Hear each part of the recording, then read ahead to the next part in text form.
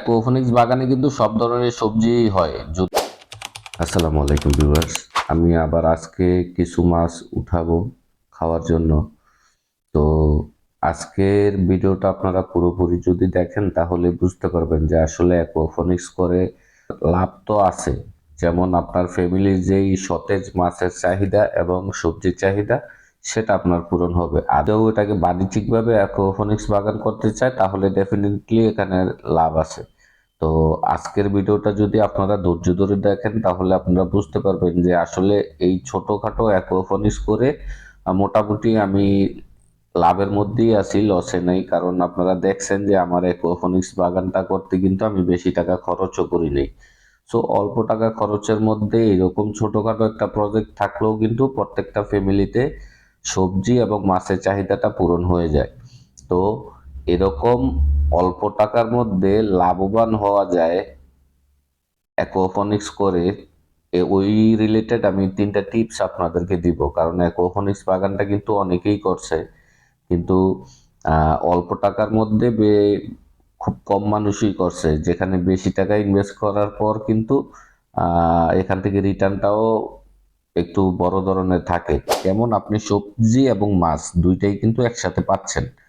তো এখানে কিন্তু বেশি টাকা খরচও হয় না। যেমন আপনার ইলেকট্রিসিটি বিল মাসে আমার সম্ভবত 150 বা 200। তো সেক্ষেত্রে কিন্তু আমার বেশি একটা খরচ এখানে নেই। আমি একবার মাছের পোনা ফালাইছি আর মাসে মাসে আমার যায় বিল দেওয়া লাগে।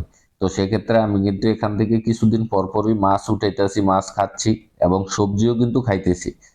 তো আপনারা আগের ভিডিওগুলো হয়তো দেখছেন যে আমি টমেটো বা অন্যান্য আরো অনেক সবজি করছিলাম।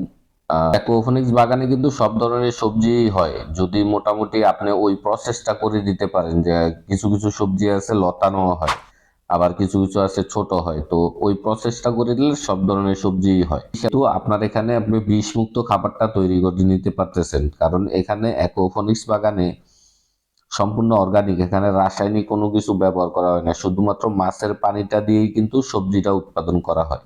তো অ্যাকুয়াপনিক্স বাগান করলে কিভাবে লাভবান হওয়া যায় আমি বলছিলাম 3টা গুরুত্বপূর্ণ টিপস দিব। তো তার মধ্যে 1 নাম্বার টিপসটা হচ্ছে, আপনি যদি ভিয়েতনামি কই মাছের পোনা দিয়ে অ্যাকুয়াপনিক্সটা শুরু করেন তাহলে কিন্তু আপনি এখানে ডেফিনেটলি আপনি লাভবান হতে পারবেন। কারণ প্রথম অবস্থায় যদিও আপনাদের বাগান করার তেমন কোনো আইডিয়া নাই, কিন্তু ভিয়েতনামি কই মাছটা কিন্তু অনেক ময়লা পানিতে অনেক অযত্ন অবহেলায় কিন্তু মাছটা ভালো থাকে।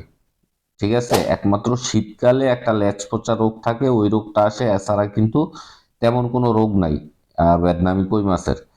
আর আমি এখানে ভিয়েতনামি কই মাছ করেই কিন্তু মোটামুটি ভালো রেজাল্ট পাইছি। অন্যান্য মাছও তো আমি করছি, তো সেক্ষেত্রে ভিয়েতনামি কই মাছ করলে মোটামুটি সবাই লাভবান হতে পারবে।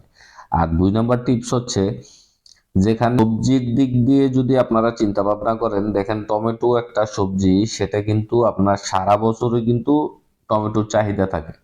তো যেখানে আপনি যদি একটু টমেটোর উপরে টার্গেট নিয়ে যদি বাণিজ্যিক আকারে একটু বড় সড়ো করে, যেখানে আপনি 1000 চারা রোপণ করলেন অথবা 500 চারা রোপণ করলেন, তাহলে বড় সড়ো ভাবে হইলো। তখন বাণিজ্যিক ভাবেও যদি অ্যাকুয়াপনিক্স বাগান করতে চান তাহলেও কিন্তু আপনি সফল। আর আমার 3 নাম্বার টিপসটা হচ্ছে, অ্যাকুয়াপনিক্স করলে শুধুমাত্র মাছের পানি দ্বারা কিন্তু আপনার সব ধরনের ফসল হয় না। কিছু ফসলের ক্ষেত্রে আপনার এক্সট্রা পুষ্টি অ্যাড করতে হয়। তো অ্যাকুয়াপনিক্স বাগানে কিন্তু সব ধরনের সবজি হয় না। তো সেক্ষেত্রে আপনারা এক্সট্রা যদি জৈব সার, জৈব উপায়ে যদি কোনো সার ব্যবহার করতে পারেন তাহলে কিন্তু আপনারা অ্যাকুয়াপনিক্সে সাকসেস হবেন। যেমন আপনারা জানেন যে আমি জৈব উপায়ে ডিমের খোসা, কলার খোসা রোদে শুকিয়ে পাউডার করে সাথে কিছু ভার্মি কম্পোস্ট মিক্স করে একটা সার তৈরি করি। আমার অ্যাকুয়াপনিক্স গাছের গোড়ায় ওই সারটা ব্যবহার করলেই মোটামুটি আহ পুষ্টির ঘাটতি যেটা আছে সেটা পূরণ হয়ে যায়।